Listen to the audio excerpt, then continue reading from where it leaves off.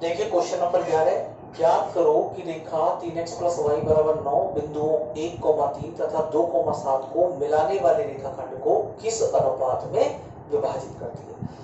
तो देखिए आपको दो बिंदु दिए गए हैं, 1,3 और 2,7। तो इनसे बनने वाला जो रेखाखंड है, देखिए पहला बिंदु आपके पास और ये दूसरा बिंदु हो गया। पहला बिंदु 1,3 और दूसरा बिंदु आपको दिया हुआ है 2,7। ये x1 y1 का मान है और ये आपका है x2 और y2 का मान। तो इन दोनों को मिलाने वाली रेखाखंड को किस अनुपात में विभाजित करती है, ये वाली रेखा। तो देखिए आपसे अनुपात पूछा जा रहा है और जब आपसे अनुपात पूछा जाए तो माना कि अनुपात आपका m1 और m2 ये होगा k अनुपात 1। हमने मान लिया कि k अनुपात 1 में विभाजित करती है। तो देखिए विभाजन बिंदु के निर्देशांक वाला फॉर्मूला हम लगाएंगे। x बराबर होता है m1 x2 प्लस में होता है m2 x1 और बटे में m1 प्लस m2। तो यहाँ पर हमें क्या करना है, x का मान निकालना है। तो x बराबर हो जाएगा m1 आपने k माना है तो k आएगा, इन दोनों के बीच में गुणा x2 का मान आपके पास 2 है प्लस m2 का मान 1 और x1 का मान आपके पास कितना है 1 बटे में m1 प्लस m2 यानी k प्लस 1। तो देखिए x इज इक्वल टू आ जाएगा 2 का जब हम k में गुणा करेंगे तो 2k बन जाएगा और 1 इंटू 1 आएगा और k प्लस 1। ये हमारा x का मान आ गया जिसे हमने समीकरण नंबर 1 नाम दिया। इसी प्रकार हम y का मान निकालेंगे और y बराबर होता है m1 y2 plus m2 y1 upon में m1 प्लस m2।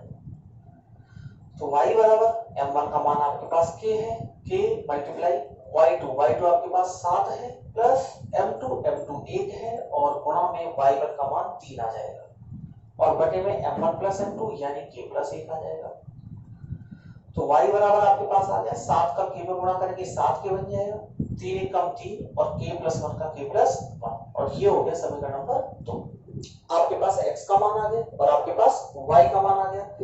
अब ये जो x और y का मान आया है, इन दोनों मानों को हम जो हमें रेखा दी गई है, रेखा हमारे पास है 3x प्लस y बराबर 9, इसमें हम इन दोनों मानों को रखेंगे। तो देखिए 3 लिखेंगे, 3 के बाद ब्रैकेट लगाएंगे, x का मान जो हमने निकाल रखा है 2k प्लस 1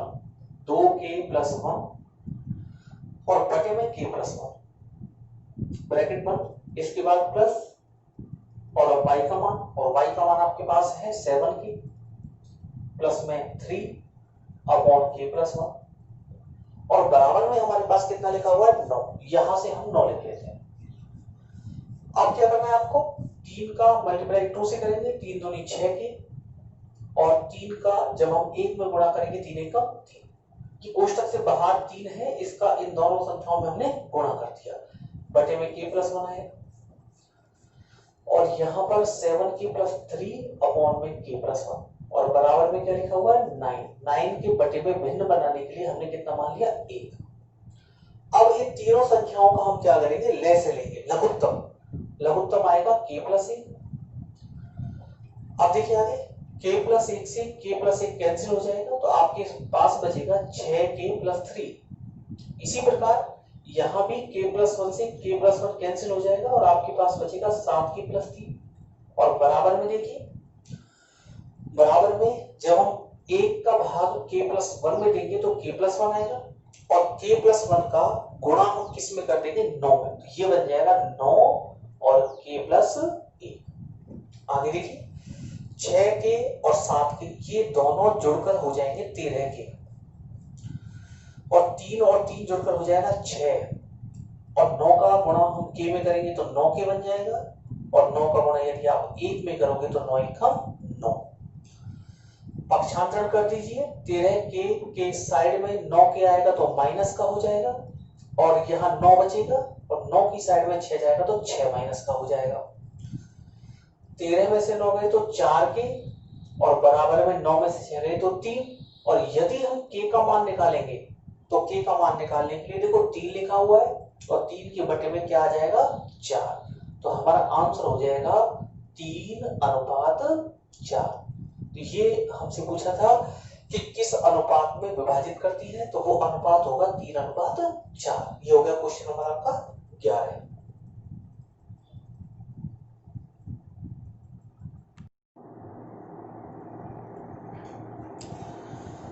देखिए क्वेश्चन नंबर 12, वह अनुपात ज्ञात करो जबकि बिंदु -3, P बिंदुओं -5, -4 और -2, 3 को अंतः विभाजित करता है, P का मान ज्ञात कीजिए। तो यहाँ पे आपको दो बिंदु दिए गए हैं। देखिए पहला बिंदु आपके पास और ये दूसरा बिंदु, इन दोनों बिंदुओं से मिलकर एक रेखाखंड बनाए।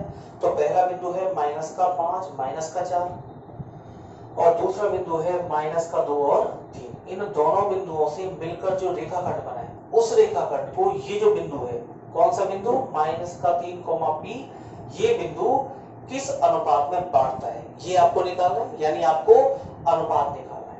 और जब आपसे अनुपात पूछा जाए तो आपको बताया था m1 m2 का मान आपको कितना मानना है, k अनुपात 1।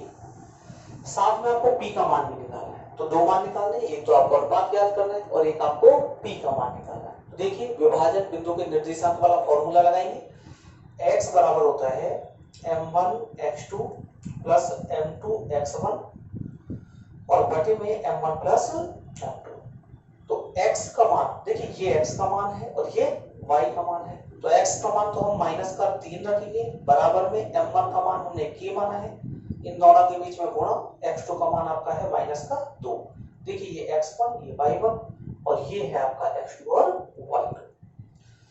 यहां से प्लस आ जाएगा, m2 का मान आपके पास 1 है, इन दोनों के बीच में गुणा, और x1 का मान आपके पास -5 है, बटे में m1 प्लस m2 यानी k प्लस 1।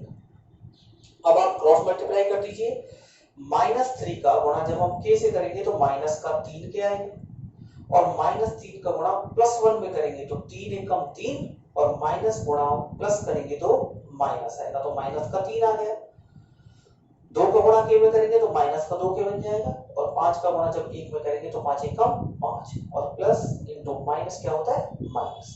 अब देखिए -3 के इसकी साइड में हम -2 के लाएंगे, और -2 के इधर जब आएगा तो ये प्लस का हो जाएगा, बराबर में यहाँ पे -5 बचेगा, और -5 की साइड में -3 को लाएंगे, और ये 3 किस में हो जाएगा, प्लस में।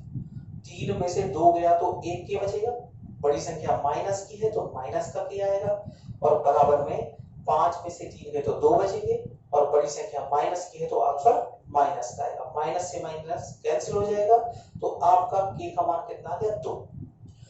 तो k का मान आपका 2 आ गया, तो इसका अर्थ ये हुआ कि जो आपका अनुपात है वो हो जाएगा 2:1। आपने अनुपात k/1 लिया था, k का मान 2 आ गया, तो अनुपात हो गया 2:1, यानी m1 के स्थान पे आपको 2 काम में लेना है और m2 के स्थान पे 1 काम में लेना है। तो देखिए दोबारा से, अब y वाला फॉर्मूला लगाते हैं। y बराबर होता है m1 y2 plus m2 y1 upon में m1 प्लस m2।